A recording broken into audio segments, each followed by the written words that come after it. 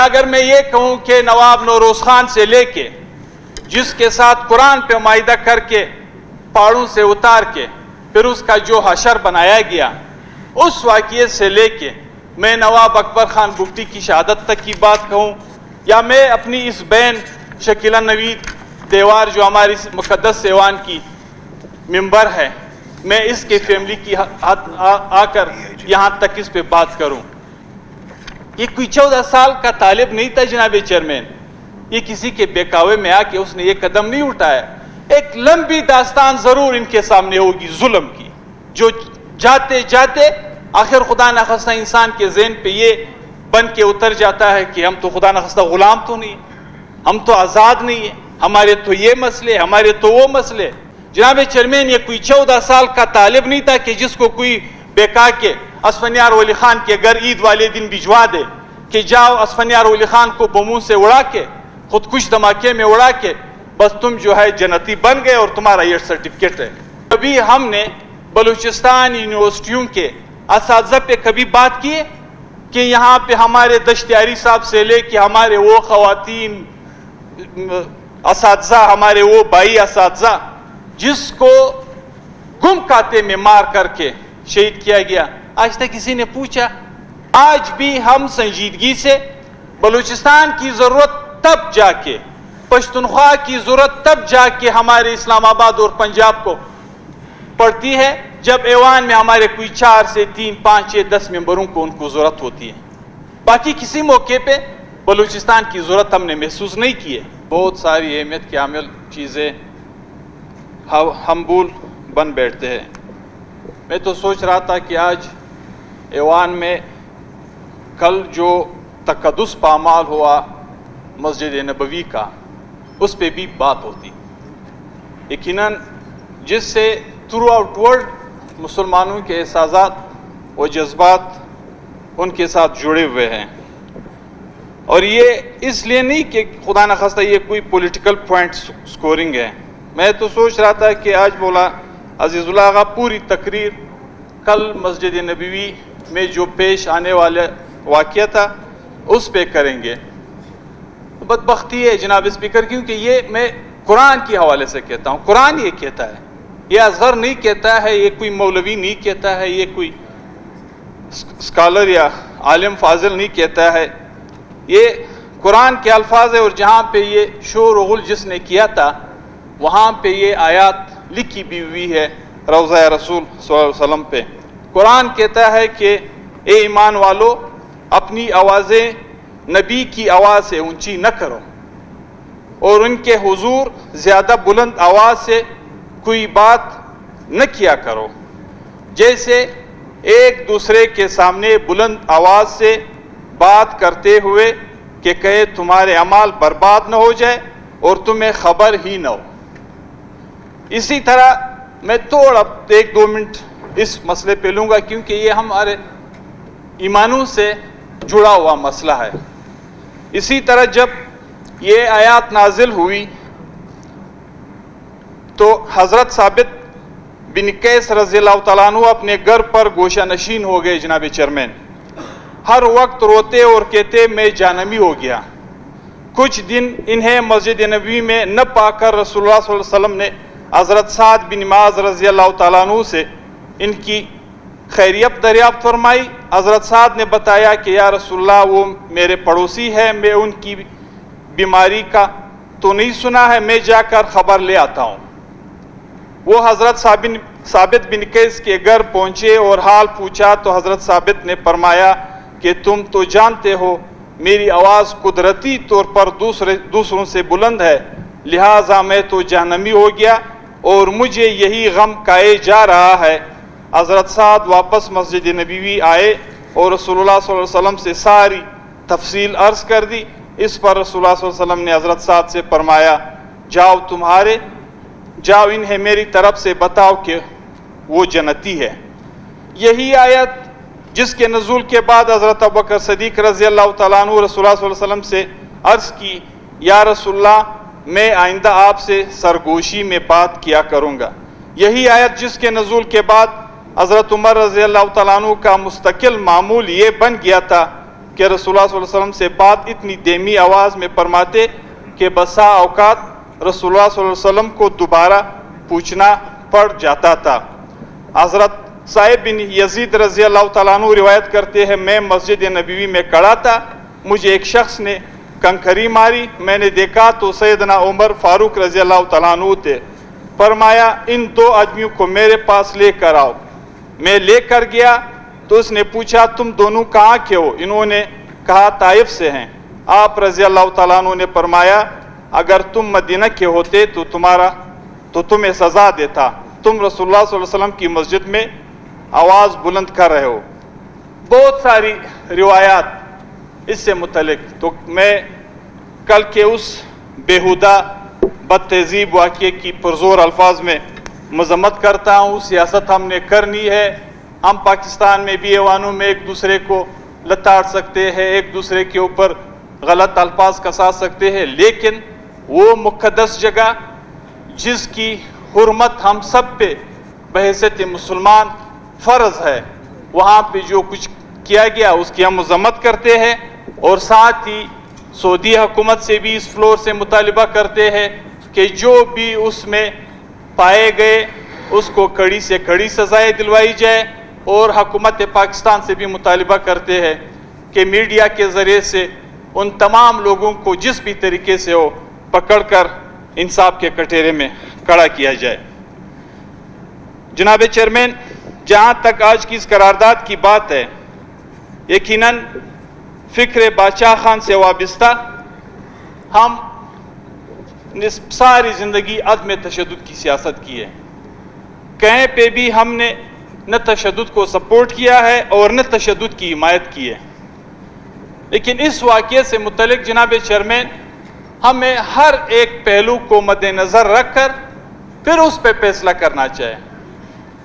بلوچستان کا مسئلہ بلوچوں یا پشتونوں کا مسئلہ جناب چیئرمین اس ملک میں صرف اس واقعے پہ آ کے ختم نہیں ہوتی ہے، یہ ایک تسلسل ہے۔ اگر کوئی خودکش کی بات کرتے ہیں تو میں کہتا ہوں کہ بدبختانہ ہماری یہ ملک خودکش انڈسٹری کی یہاں پہ فیکٹریاں لگی ہوئی ہیں۔ ہم پوچھنا چاہتے ہیں کہ یہ جو ہمارے ہزاروں لاکھوں افغان بھائی ان خودکش دھماکوں کے ذریعے سے تباہ و برباد ہو گئے، کبھی ہم نے کسی بھی سطح پہ کسی بھی فلور پہ اس کے لیے کوئی بھی آواز اٹھتے ہوئے کبھی سنا ہے؟ کبھی بھی نہیں سنا ہے۔ جناب چیئرمین، بیٹھ جائے۔ اسی طریقے سے میں جس طرح یہاں پہ ہمارے بھائی اختر حسین نے بڑی اچھی اور لمبی تقریر کی اور دلیل کے ساتھ کی، مدلل باتیں آپ کے سامنے رکھے، ابھی یہاں پہ اس ایوان سے اٹھ کے جب ہم چلے جاتے ہیں تو کوئی کس ذریعے سے کوئی کس طریقے سے لیبل لگا کہ وہ غدار، اس نے یہ کیا، اس نے یہ کیا۔ پچھلے 70 سالوں سے ہم ان معاملات اور ان واقعات سے دوچار ہے، لیکن آج تک سنجیدگی سے اس پہ غور نہیں کیا گیا ہے۔ جناب چیئرمین، میں اگر یہ کہوں کہ یہ جو درد، یہ جو غم اس وقت یہاں اس ملک کے خصوصاً بلوچ پشتون جوانوں کے دلوں میں ہے، اس کو صحیح طریقے سے ایڈریس کرنا چاہیے۔ 48 سے لے کے 12 اگست 48 سے لے کے جو بادشاہ خان کے ورکروں کے ساتھ ہوا، 600 جنازے ایک ساتھ پاکستان کو 1 سال مکمل ہوا بھی نہیں تھا ہم ایک کندھوں پہ دیے۔ اس واقعے سے لے کے پھر شہید اسد خان تک جو 6 مہینے لاپتہ ہو کہ اس کی لاش جس حالت میں ہمیں ملی، یا اگر میں یہ کہوں کہ نواب نوروز خان سے لے کے جس کے ساتھ قرآن پہ معاہدہ کر کے پہاڑوں سے اتار کے پھر اس کا جو حشر بنایا گیا، اس واقعے سے لے کے میں نواب اکبر خان بگٹی کی شہادت تک کی بات کہوں، یا میں اپنی اس بہن شکیلہ نوید دیوار جو ہماری مقدس ایوان کی ممبر ہے، میں اس کے فیملی کی آ کر یہاں تک اس پہ بات کروں۔ تو جناب چیئرمین، یہاں پہ اساتذہ کی بات ہوئی، جس طرح اختر حسین نے کہا، استاد تو وہ خود بھی تھی، لیکن کبھی ہم نے بلوچستان یونیورسٹیوں کے اساتذہ پہ کبھی بات کیے؟ کہ یہاں پہ ہمارے دشتیاری صاحب سے لے کے ہمارے وہ خواتین اساتذہ، ہمارے وہ بھائی اساتذہ جس کو گم کھاتے میں مار کر کے شہید کیا گیا، آج تک کسی نے پوچھا؟ غور و فکر کرنے کی بات یہ کہ یہ مسائل اس حد تک گمبھیر ہوتے کیوں چلے جا رہے، اس حد تک بگڑے کیوں؟ آج بھی ہم انکاری ہیں، آج بھی ہم سنجیدگی سے بلوچستان کی ضرورت تب جا کے، پشتونخوا کی ضرورت تب جا کے ہمارے اسلام آباد اور پنجاب کو پڑتی ہے جب ایوان میں ہمارے کوئی 4 سے 3 5 6 10 ممبروں کو ان کو ضرورت ہوتی ہے۔ باقی کسی موقع پہ بلوچستان کی ضرورت ہم نے محسوس نہیں کی ہے۔ یہاں پہ پوری ہسٹری اختر حسین نے اس فیملی کی رکھی آپ کے سامنے۔ یہ کوئی 17 سال کا طالب نہیں تھا جناب چیئرمین، یہ کوئی 14 سال کا طالب نہیں تھا کہ جس کو کوئی بیکا کے اسفندیار ولی خان کے گھر عید والے دن بھجوا دے کہ جاؤ اسفندیار ولی خان کو بموں سے اڑا کے، خودکش دھماکے میں اڑا کے بس تم جو ہے جنتی بن گئے اور تمہارا یہ سرٹیفکیٹ ہے۔ یہ کوئی 14 سال کا طالب نہیں تھا جناب چیئرمین، یہ کسی کے بہکاوے میں آ کے اس نے یہ قدم نہیں اٹھایا۔ ایک لمبی داستان ضرور ان کے سامنے ہوگی، ظلم کی، احساس محرومی کی، جو جاتے جاتے آخر خدا نخواستہ انسان کے ذہن پہ یہ بن کے اتر جاتا ہے کہ ہم تو خدا نخواستہ غلام تو نہیں، ہم تو آزاد نہیں ہیں، ہمارے تو یہ مسئلے، ہمارے تو وہ مسئلے۔ جس طرح ابھی کچھ دن پہلے یہاں پہ اسی ہاؤس میں ان کیمرہ بریفنگ پھر قصیدے ریکارڈنگ پہ بات ہوئی تھی، یعنی ہمارے وسائل جو ہمارے آباء و اجداد کے ملکیت ہے وہ بھی ہمارے استعمال میں نہیں۔ جب بھی اسلام آباد کو ضرورت پڑے اس کو کوڑیوں کے داموں بیچ کے کبھی کہیں سے IMF کے ذریعے سے اپنی جان خلاصی کے لیے استعمال میں لایا، کبھی ورلڈ بینک سے جان خلاصی کے ذریعے استعمال میں لایا، کبھی کس کھاتے میں اور کبھی کس کھاتے میں۔ سپے کی یہاں پہ باتیں ہو رہی ہے، ایک چرچا ہے بلوچستان میں۔ لیکن جناب چیئرمین میں آپ سے پوچھنا چاہتا ہوں، اس پورے ایوان سے پوچھنا چاہتا ہوں، مجھے ایک بھی پروجیکٹ سپے کی بلوچستان میں امپلیمنٹ ہوتے ہوئے کوئی دکھا دے، ایک پروجیکٹ۔ اگر کوئی کہتا ہے کہ گوادر تو ضرورت ہے جناب چیئرمین، گوادر تو ضرورت ہے سپے کے لیے، جب گوادر نہ ہو پھر تو سپے کی ضرورت نہیں رہے گی، جب ساحل نہ ہو تو پھر تو سپے کی ضرورت نہیں پڑے گی۔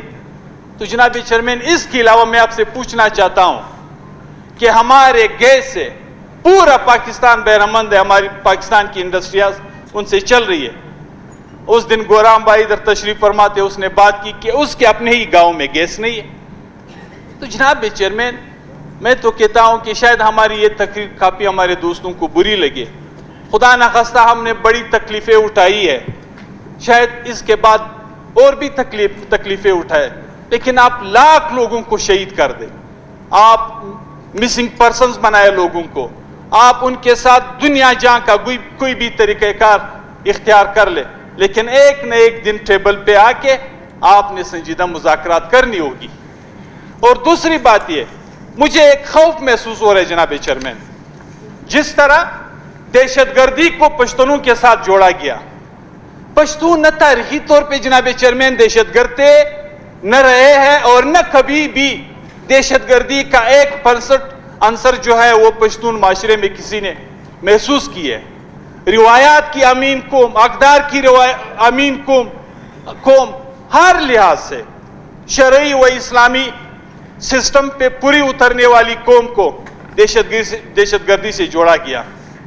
جنرل مشرف دنیا میں یہ ڈنڈورا پیٹتے رہتے تھے کہ جناب چیئرمین چونکہ طالب دہشت گرد ہے اور وہ سارے پشتون ہیں، انڈائریکٹلی کہ یہ سارے پشتون جو ہے دہشت گرد ہے، اور اس کے نتیجے میں جس بھی پشتون کو دنیا میں کہیں پہ بھی پایا جاتا، جس کے سر پہ ہماری عزت، روایات و اقدار کی پگڑی ہو، یا جس کے چہرے پہ سنت نبوی داڑھی ہو، لوگ اس کو روکتے تھے، اس سے پوچھتے تھے، انتہائی بے ادبی ماپ اس کے کپڑے اتار کے ایئرپورٹوں پہ گھنٹوں سے انتظار کروایا جاتا تھا، بس کہ صرف اس کو محسوس سے ہوتا تھا کہ یہ پشتون ہے۔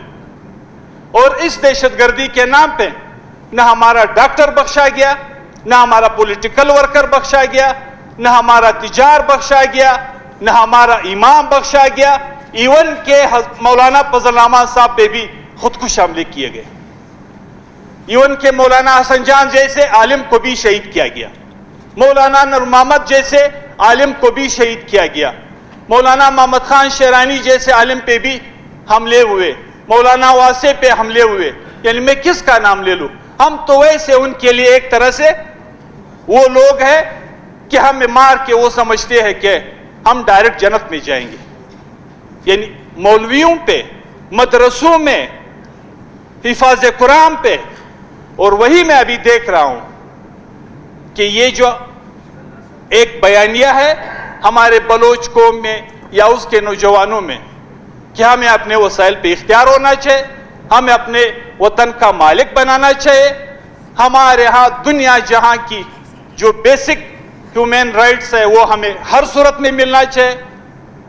اس کو کسی اور زاویے میں پیش کر کے اس کو خدا نخواستہ ملک دشمن، اس کو دوسروں کے ہاتھوں کھیلنے والے لوگ، اس کو بہکاوے میں آنے والے لوگ سمجھے جا کے آج پاکستان میں دنیا کو تو آپ چھوڑ دیں، جو ہم سب ایک ہی ملک کی شناختی کارڈ رکھتے ہیں، ہم سب ایک ہی پاسپورٹ کے مالک ہیں.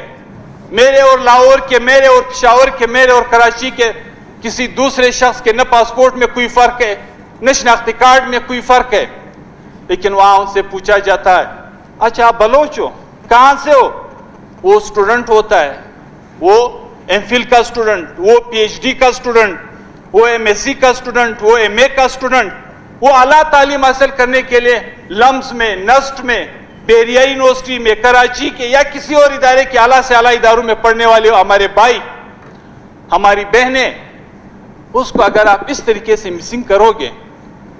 میں ایک بات اکثر پولیٹیکلی کہتا ہوں، ہم کمزور سے ہی، سردار اختر جان کمزور سے ہی، پارلیمنٹ پہ یقین رکھنے والے پولیٹیکل جماعتیں ہم کمزور سے ہی.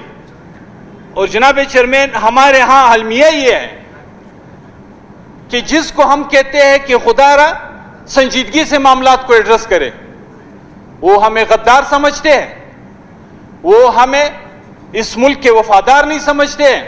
جبکہ ہمارے وہ نوجوان جو قلم چھوڑ کے، جو کتاب کو چھوڑنے پہ تلے ہوئے ہیں، جو پہاڑوں پہ جا چکے ہیں، وہ ہمیں بزدل سمجھتے ہیں، وہ ہمیں بغیرت سمجھتے ہیں. وہ کہتے ہیں کہ تمہارے پاس نہ مٹی کا احساس ہے، نہ قوم کا احساس ہے، نہ وسائل کا احساس ہے. یعنی ہم ایک ایسے اس پہ کڑے ہیں کہ ایک طرف وہ ہمارے ہاں کہتے ہیں کہ پرانگ ہے، شیر ہے، اور دوسری طرف جو ہے پہاڑ ہے. یعنی نہ آپ اس طرف جا سکتے ہو نہ آپ اس طرف آ سکتے ہو. تو جناب چیئرمین ہمیں بحیثیت ریاست چیزوں کو سنجیدگی سے لینا چاہیے. اس سے مسئلے حل نہیں ہوں گے.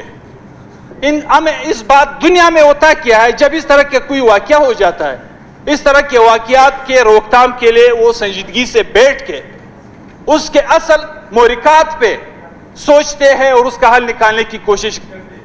ہمارے ہاں ابھی ایک فون میرا بالفرض کرے ہماری اس بہن کے ساتھ میرا ہوتا درمیان میں، تو آج میں بھی ادھر نہیں ہوتا، کیونکہ وہ ایک سیریز نکال کے جس کے ساتھ بھی ان کا رشتہ دار ہو، کزن ہو، کلاس فیلو ہو، بیچ فیلو ہو، جس کا بھی ان کو فون کیا ہے اس کو اٹھا کے مسنگ میں کر جاتے. اور اکثر و بیشتر پھر کبھی 5 سال کے بعد، کبھی 3 سال کے بعد، کبھی 6 مہینے کے بعد انتہائی کم تعداد میں لوگ دوبارہ زندہ سلامت گھر آئے. اکثر و بیشتر وہ شہادت کے اس سے گزر چکے ہوتے. تو اب پھر ہمیں بتا دیں، ابھی بالفرض کریں اصغر تو پارلیمنٹ پہ یقین رکھتا ہے، اصغر اس ملک کے آئین پہ یقین رکھتا ہے، آج بھی کوشش کرتا ہے، بھائی سے لے کے بچے تک ہر چھوٹے سے بڑے کو کہتا ہے کہ یہ حل نہیں ہے، بندوق حل نہیں ہے، جھگڑا حل نہیں ہے، مصیبت حل نہیں ہے. ہم نے بیٹھ کے مذاکرات کا راستہ اختیار کر کے اس آئین کو ہر ایک کے لیے قابل قبول بنا کے اپنے مسائل کا حل نکالنا ہوگا.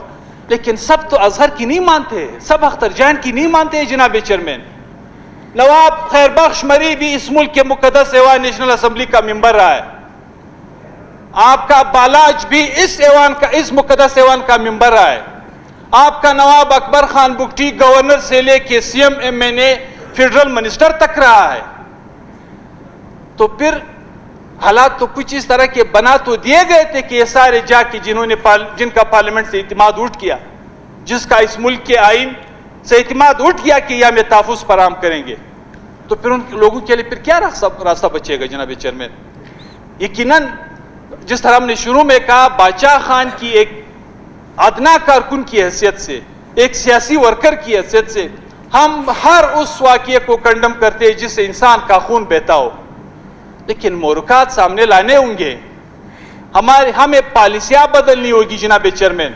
ہمارے ہمسایوں کے ساتھ ہمارے کیا تعلقات ہیں, اب جا کے ابھی دیکھ لیں, لوگ لاکھ کہے کس کو اور کس کاتے میں مورد الزام ٹھہرائے, لیکن ہمارے اندر کے گھر کی خبر ہم نے لینی ہوگی کہ ہمارے اندر کے گھر میں کیا ہو رہا ہے. ادھر بات ہوئی خودکش بمبار کی اور کیسے بنائے جاتے. ہم نے میں ایک پلاسٹک کی تیلی کی فیکٹری نہیں لگا سکتا ہوں, لیکن ہمارے گھر میں خودکش فیکٹریاں بنا دی گئی. ابھی ہم بات نہیں کر سکتے. اگر ہم بات کریں گے تو آج اس ایوان میں کہتا ہوں کہ اگر یہاں پہ بات بہت پہلے ہوئی تھی کہ ہمیں بھٹو کے قبر کا ٹرائل کرنا چاہیے, ہمیں شہید بے نظیر بھٹو کے قبر کا ٹرائل کرنا چاہیے. آج میں کہتا ہوں کہ اگر ہم جنرل اختر عبد الرحمان اور جنرل ضیاء الحق کے قبروں کی ٹرائل کریں گے تو ان تمام مسائل کا حل ہمارے سامنے آئے گا.